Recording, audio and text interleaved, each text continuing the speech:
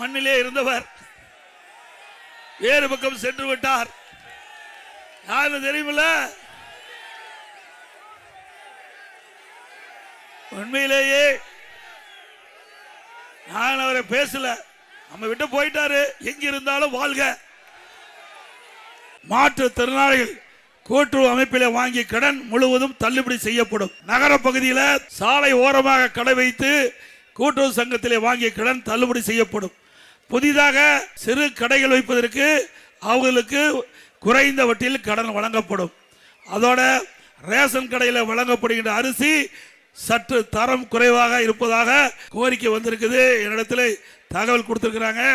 அதிமுக ஆட்சி அமைந்த உடனே நம்முடைய மளிகை கடையில் எப்படி தரமான அரிசி இருக்குதோ அதே போல ரேஷன் கடையில் வழங்கப்படுகின்ற அரிசி தரமான அரிசியா வழங்கப்படும். அது எத்தனை ஆயிரம் கோடி செலவானாலும் பரவாயில்ல, தரமான அரிசி வழங்கப்படும். அதோட இப்போ விலையெல்லாம் அரிசி தான் வழங்குறோம். இனி அதிமுக ஆட்சி வந்த உடனே விலையெல்லாம் பருப்பு வழங்கப்படும், விலையெல்லாம் எண்ணெய் வழங்கப்படும். அம்மா இல்லம் திட்டம், அந்த அம்மா இல்லம் திட்டத்தில் ஏழைகள் ஜாதி மதம் கிடையாது, வீடு இல்லாம இருந்தா அவர்களுக்கு அதிமுக ஆட்சியில் சொந்தமா நிலத்தை வாங்கப்பட்டு அற்புதமான கான்கிரீட் வீடு கட்டி கொடுக்கப்படும்.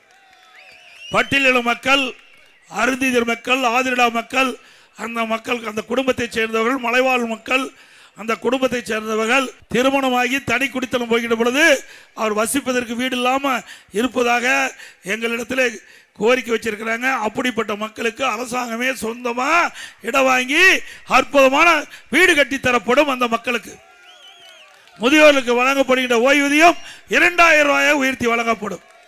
நம்முடைய மாணவர்கள் பட்டம் படித்து வேலை வாய்ப்பிலே பதிவு செய்து வேலை கிடைக்காமல் இருக்கின்ற அந்த மாணவர்களுக்கு வேலை கிடைக்கின்ற வரை மாதந்தோறும் 2000 ரூபாய் வழங்கப்படும். +2 வரை படித்த மாணவருக்கு 1000 ரூபாய் வழங்கப்படும். இஸ்லாமியர்கள், கிறிஸ்துவ மற்றும் ஏனைய சிறுபான்மை வகுப்பை சேர்ந்த மகளிர் சுய தொழில் தொடங்குவதற்கு வட்டிலா கடன் வழங்கப்படும். இந்த திட்டமெல்லாம் அதிமுக ஆட்சியுடனே செயல்படுத்தப்படும் என்ற மகிழ்ச்சியான செய்தியை தெரிவித்தார். அதோட ஜல்லிக்கட்டு போட்டி நடைபெறுகின்ற அனுமதி வாங்கி நடந்தா அதுக்கு 5 லட்சம் ரூபாய் உதவித்தொகை வழங்கப்படும். ஜல்லிக்கட்டு போட்டியிலே கலந்து கொண்டு அவர் அந்த விபத்து ஏற்பட்டு உயிரிழந்தால் அந்த குடும்பத்துக்கு 10 லட்சம் ரூபாய் உதவித்தொகை வழங்கப்படும். அதோட ஜல்லிக்கட்டு போட்டியிலே கலந்து கொள்கின்ற பதிவு செய்யப்பட்ட வீரர்களுக்கு காப்பீட்டு திட்டத்திலே சேர்க்கப்படும். அந்த பிரீமியம் அரசாங்கமே செலுத்தும். இவ்வளவோ அதிமுக ஆட்சி வந்தா செயல்படுத்தப்படும் என்பதை நேரத்தில் தெரிவித்து, இது வேளாண் பெருமக்கள் நிறைந்த பகுதி, இந்த வேளாண் பெருமக்கள் நிறைந்த பகுதி. இன்றைக்கு மனிதருக்கு உயிர் எப்படியோ நம்முடைய மக்களுக்கு நீர் முக்கியம், விவசாயத்திற்கு நீர் முக்கியம். அந்த நீரை முறையாக சேமித்து வைக்க வேண்டும் என்பதற்காக குடிமராமத்து திட்டத்தை கொண்டாந்தோம். குடிமராமத்து திட்டத்தை கொண்டாந்து ஏரி, குளம், குட்டை அனைத்தும் விவசாய பங்களிப்போடு அதை தூர் வாரப்பட்டு அந்த வண்டல் மண் விலையில்லாமல் விவசாய நிலத்துக்கு கொடுத்த அரசாங்கம் அதிமுக அரசாங்கம். இப்போ ஒரு லோடு மண் அள்ள முடியுமா? மீண்டும் அதிமுக ஆட்சிக்கு வந்தா குடிமராமத்து திட்டத்தை கொண்டு வருவோம். விவசாயிகள் அங்கங்க இருக்கிற ஏரி, குளம், குட்டையில துண்டல் இந்த வண்டல் மண் அள்ளிக்கொள்ளலாம். விவசாயி 24 மணி நேரம் பம்பு செட்டை இயக்கலாம். அதிமுக ஆட்சியில் மும்முனை மின்சாரம் கொடுத்தோம். எப்பொழுது போனாலும் பம்பு செட்டை இயக்கலாம். அதை ஷிப்ட் முறையில் இந்த ஆட்சியில் கரண்ட கொடுக்குறாங்க. மீண்டும் அதிமுக ஆட்சி வந்த விவசாயிகள் பம்பு செட்டுக்கு 24 மணி நேரம் மும்முனை மின்சாரம் வழங்கும். அதிமுக ஆட்சி இருக்கின்ற பொழுது 2 முறை கடன் தள்ளுபடி. 2016 அம்மா முதலமைச்சர் இருக்கும்போது விவசாயி வாங்கிய பயிர்கடன் தள்ளுபடி. 2021 அதிமுக ஆட்சியில் 12100 கோடி தள்ளுபடி. மீண்டும் அதிமுக ஆட்சி மலரும். விவசாயிகள் வாங்கிய பயிர்கடன் தள்ளுபடி செய்யப்படும். அதிமுக ஆட்சியில் கொண்டு வரப்பட்ட பல திட்டம் நிறுத்தப்பட்டது. அனைத்து திட்டங்களும் அதிமுக ஆட்சி வந்தவுடனே நிறைவேற்றப்படும். இன்னைக்கு அதிமுக ஆட்சி வந்தவுடனே 297 அறிவிப்புகள் அதிமுக சார்பா வெளியிட்டிருக்கிறோம். அது ஒரு சிலவற்றை இந்த நேரத்தில் குறிப்பிட விரும்புகிறோம். இன்றைக்கு வரி அதிகமாகி போச்சு, மக்கள் கஷ்டப்படுறாங்க. விலைவாசி உயர்ந்து போச்சு, மக்கள் கஷ்டப்படுறாங்க. அதிலிருந்து மீட்டெடுக்கின்ற விதமாக எல்லா குடும்ப அட்டைக்கும் 10,000 ரூபாய் சிறப்பு உதவித்தொகை வங்கியிலே செலுத்தப்படும். அனைத்து குடும்ப அட்டையில் உள்ள குடும்ப தலைவிக்கு மாதந்தோறும் 2,000 ரூபாய் வங்கி கணக்கிலே செலுத்தப்படும். எல்லா குடும்ப அட்டைதாரருக்கும் ஃப்ரிட்ஜ் விலை இல்லாமல் வழங்கப்படும். பெண்களுக்கு அம்மா 2 சக்கர வாகனம் 5 லட்சம் பேருக்கு 25,000 மானியத்தில் வழங்கப்படும். நம்முடைய குடும்ப அட்டைதாரருக்கு ஆண்டுக்கு 3 கேஸ் சிலிண்டர் விலை இல்லாமல் வழங்கப்படும். ஒவ்வொரு ஆண்டும் தைப்பொங்கல் என்று பொங்கல் தொகுப்பு கொடுப்போம், அதோட 1000 ரூபாய் வழங்கப்படும். தீபாவளி பண்டிகை போது நம்முடைய பெண்களுக்கு அற்புதமான பட்டு புடவை வழங்கப்படும். தற்போது நகர பேருந்தில் பெண்கள் தான் கட்டணம் இல்லாம பயணம் செய்யறாங்க. அதிமுக ஆட்சி அமைந்த உடனே இனி ஆண்களும் நகர பேருந்தில் கட்டணம் இல்லாமல் பயணம் செய்யலாம். இப்போ திமுக ஆட்சியில் 1,36,000 கோடி கூடுதலா வருவாய் வருது. கூடுதலா வருவாய் வந்து எதற்கு கடன் வாங்குறீங்க? புதிய திட்டத்தை கொண்டாந்தீங்களா? கொண்டாந்துருக்காங்களா? அதிமுக ஆட்சி இருக்கின்ற பொழுது ஒரே ஆண்டில் 11 அரசு மருத்துவக் கல்லூரி மருத்துவமனை கொண்டாந்து. 11 அரசு மருத்துவக் கல்லூரி மருத்துவமனை, சட்டக்கல்லூரி இந்த மாவட்டத்திலையும் கொடுத்தோம். இந்த மாவட்டத்திலையும் தேனி மாவட்டத்திலையும் சட்டக்கல்லூரியை கொடுத்தோம். கால்நடை மருத்துவக் கல்லூரி கொடுக்கப்பட்டது. இப்படி பல கல்லூரிகளை திறந்த அதிமுக ஆட்சியில அதுக்கு கட்டமைப்பு ஏற்படுத்தினோம். புதிய மாவட்டம் 6 தோற்றுவித்தோம். பல தாலுகா, பல கோட்டம் எல்லாமே அதிமுக ஆட்சியில கொண்டு வந்தோம். இப்படி ஏதாவது கொண்டாந்துருக்காங்களா?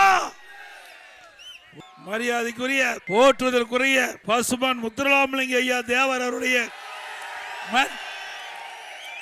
ஐயா மூக்கையா தேவர் அவருடைய இருவரும் தலைவர்கள் மக்களுக்காக மறைந்து வாழ்ந்த தலைவர்கள் இந்த தலைவர்கள். அப்படிப்பட்ட தலைவருடைய மண் மாவட்டம் ஒருங்கிணைந்த மாவட்டம் அந்த காலத்தில் இருந்தது. அந்த மண்ணில் பேசுவதே பெருமைக்குரியது. இன்றைய தினம் இங்கே அம்மா இருக்கின்ற பொழுது பெண்ணிக்குவிக்கு அணை கட்டினார். எங்கேயோ இருந்து வெளிநாட்டுக்கார் ஒருவர் வந்து நம்முடைய மாவட்ட மக்கள் மீது பாசம் கொண்டு அவர் தன்னுடைய சொந்த பணத்தில் அணை கட்டினார். அவருக்கு மாண்புக அம்மா அவர்கள் மணிமண்டபம் கட்டி கௌரவித்தார்கள். இந்த திமுக காரரு வெளிநாடு போய் அங்க சிலை திறப்பதா சொல்லி அதுக்குண்டான பணத்தை கட்டாம புறக்கணிச்ச முதலமைச்சர் தான் இன்றைய முதலமைச்சர் ஸ்டாலின் அவர்கள். அது மட்டும் இல்ல, இன்றைக்கு தேர்தல் வந்துட்டா ஸ்டாலினுக்கு ஞாபகம் வந்துடும். இந்திய எதிர்ப்பு, மொழி கொள்கை, மாநில உரிமை எதையாவது ஸ்டாலின் செஞ்சிருக்காரா? எப்ப இந்திய எதிர்ப்பு வந்தது? மத்தியிலே காங்கிரஸ் ஆட்சி, மாநிலத்திலே காங்கிரஸ் ஆட்சி. அந்த காலகட்டத்தில் தான் இந்திய எதிர்ப்பு போராட்டம் வந்தது. அப்படிதான் அப்பதான வந்தது. யாரால வந்தது? காங்கிரஸால் வந்தது. இப்ப யாரோட கூட்டணி? காங்கிரஸோட கூட்டணி.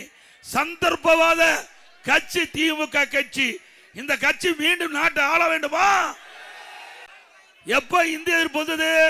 மத்தியிலே காங்கிரஸ் ஆட்சி, மாநிலத்திலே காங்கிரஸ் ஆட்சி. அந்த காலகட்டத்தில் தான் இந்திய எதிர்ப்பு போராட்டம் வந்தது. அப்படிதான் அப்பதான வந்தது. யாரால வந்தது? காங்கிரஸால் வந்தது. இப்ப யாரோட கூட்டணி? காங்கிரஸோட கூட்டணி. சந்தர்ப்பவாத கட்சி திமுக கட்சி. இந்த கட்சி மீண்டும் நாட்டை ஆள வேண்டுமா? ஆக காலத்துக்கு ஏற்றவாறு தன்னுடைய நிலைப்பாட்டை மாற்றிக்கொள்வார். கிராமத்தில் எல்லாத்துக்கும் தெரியும். இந்த பச்சோந்தி இருக்கு தெரியுங்களா? அடிக்கடி நிறமாறும். அது கூட கொஞ்ச நேரம் கழிச்சு தான் நிறமாறும்.